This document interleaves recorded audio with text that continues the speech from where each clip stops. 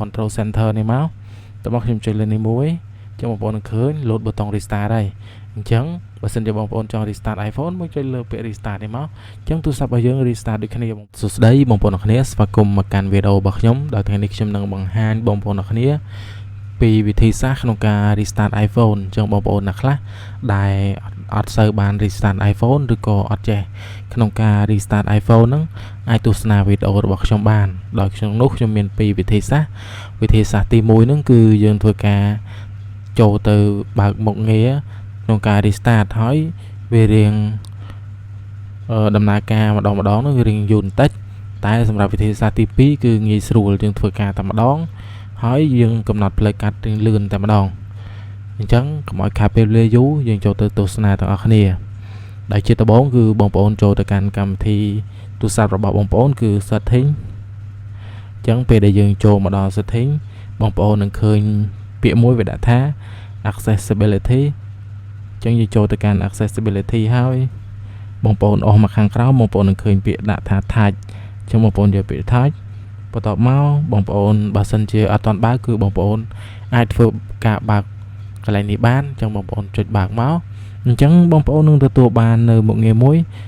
គឺ easy touch នេះបងប្អូនអរគ្នាអញ្ចឹងបងប្អូនអាចធ្វើការប្រើប្រាស់មុខងារនេះដើម្បី restart ទូរស័ព្ទរបស់យើងបានតែគ្រាន់តែបងប្អូនចូលទៅកាន់ easy touch ហ្នឹងមកបន្ទាប់មកបងប្អូនចុចលើពាក្យថា device បន្ទាប់មកបងប្អូនចុចលើ more បន្ទាប់មកបងប្អូនធ្វើការចុចពាក្យថា restart អញ្ចឹងទូរស័ព្ទរបស់បងប្អូននឹងចេញមុខងារ restart អញ្ចឹងពេលដែលបងប្អូនធ្វើការចុច restart ទៅទូរស័ព្ទរបស់បងប្អូននឹង restart អញ្ចឹងខ្ញុំចុចទៅការ restart មកអញ្ចឹងបងប្អូននឹងឃើញទូរស័ព្ទរបស់យើងគឺ load ហើយអញ្ចឹងតិចទៀតទូរស័ព្ទរបស់យើងធ្វើការបើកមកអញ្ចឹងចូលមកដល់វិធីសាស្ត្រទី2វិធីទី2នោះគឺបងប្អូនត្រូវមានកម្មវិធីមួយដែលមានឈ្មោះថា shortcut អញ្ចឹងនេះគឺជាកម្មវិធី shortcut ហើយបើសិនជាបងប្អូនអត់មានទេអាច download នៅក្នុង App Store បាន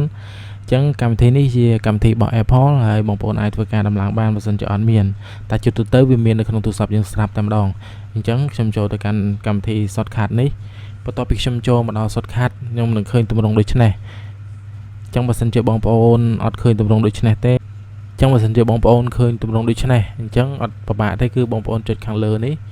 all shortcut អញ្ចឹងនឹងឃើញទម្រង់ដូចគ្នាបងប្អូនអរគ្នាអញ្ចឹងអ្វីដែលបងប្អូនត្រូវធ្វើបងប្អូនចុចសញ្ញាបូតនៅខាងលើអញ្ចឹងពេលដែលយើងចុចសញ្ញាបូតនៅខាងលើយើងអត់ទាន់បានអីទេអញ្ចឹងបងប្អូនចុចពាក្យថា search action បងប្អូនឃើញទេ search action បងប្អូនចុចលើ search action បន្ទាប់មកបងប្អូនចុចពាក្យថា shut down អញ្ចឹងពេលដែលបងប្អូនចុចប៉ុណ្ណឹងបងប្អូននឹងឃើញនេះពាក្យថា shut down វាចេញមុខងារ shut down នេះមកបងប្អូនចុចលើហ្នឹងមកអញ្ចឹងបងប្អូននឹងឃើញដូចនេះអញ្ចឹងដើម្បីធ្វើការឲ្យវា restart បានគឺបងប្អូនត្រូវ set លើនេះបន្ទាប់មកបងប្អូនត្រូវចុចពាក្យថា restart អញ្ចឹងបងប្អូនចុចលើហ្នឹងមកបងប្អូនឃើញពាក្យ restart ចុច restart ហ្នឹងមកបន្ទាប់មកបងប្អូននឹងចុចលើនេះលើពាក្យថា shut down ខាងលើនេះអញ្ចឹងចុចលើហ្នឹងមកបងប្អូនអាចធ្វើការផ្លាស់ប្ដូរនៅឈ្មោះបានអញ្ចឹងខ្ញុំធ្វើការដូរឈ្មោះ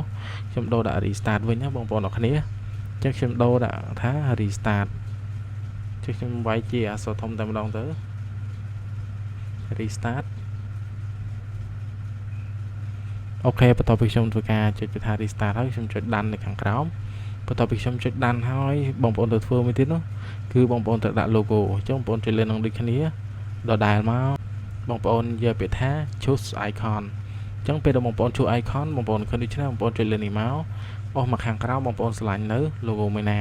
ដែលបងប្អូនចង់កំណត់ឬក៏ចង់ដាក់ណាបងប្អូនអរគ្នាអញ្ចឹងខ្ញុំអស់មកខាងក្រោមខ្ញុំនឹងដាក់ logo មួយនេះអញ្ចឹងខ្ញុំចុចដានបងប្អូននឹងឃើញហើយខ្ញុំចុចដានមួយទៀតអញ្ចឹងយើងទទួលបានមកងារ restart ហើយដើម្បី restart មិនមែនយើងចូលមកក្នុងហ្នឹងទេគឺយើងធ្វើការចេញមកខាងក្រៅអស់បន្ទាប់មកបងប្អូនធ្វើការអស់ control center បន្ទាប់មកបងប្អូនចុចកន្លែងណាដែលឆ្លាស់ឲ្យជាប់ដើម្បីឲ្យវាចេញទម្រង់បែបដូចនេះអញ្ចឹងបងប្អូនយកពាក្យថា add a control ចុចលើពាក្យហ្នឹងមកបន្ទាប់មកបងប្អូនត្រូវ search ពាក្យថា shortcut អញ្ចឹងបងប្អូន search នេះឃើញ shortcut អញ្ចឹងបងប្អូនលើកចុចពាក្យថា shortcut នេះមក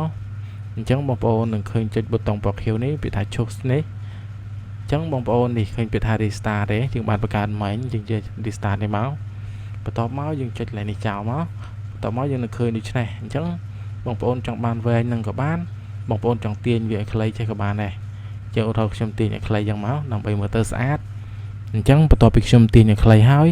បើសិនជាខ្ញុំចង់ restart ខ្ញុំគ្រាន់តែអោ control center នេះមកតើបងខ្ញុំចុចលើនេះមួយ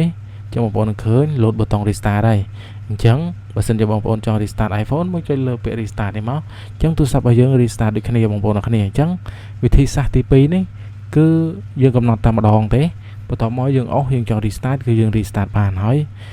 ការ suggestion របស់ខ្ញុំគួរតែ restart មួយសប្តាហ៍ម្ដងឬក៏មួយសប្តាហ៍2ដងអីទៅដើម្បីឲ្យទូរស័ព្ទរបស់យើងដំណើរការឬក៏ refresh មកកាន់តែប្រសើរជាងមុនណាបងប្អូនអរគ្នាអញ្ចឹងឃើញវាបើកមកវិញទេបងប្អូនអរគ្នាអញ្ចឹងថ្ងៃនេះខ្ញុំមានពីចំណុចនេះសម្រាប់ចែករំលែកទៅកាន់បងប្អូនអរគ្នាហើយបើពេញចិត្តកុំភ្លេចចុចតាមដានវីដេអូខ្ញុំទាំងអស់គ្នាហើយខ្ញុំនឹងជួបបងប្អូនអរគ្នានៅវីដេអូក្រោយទៀត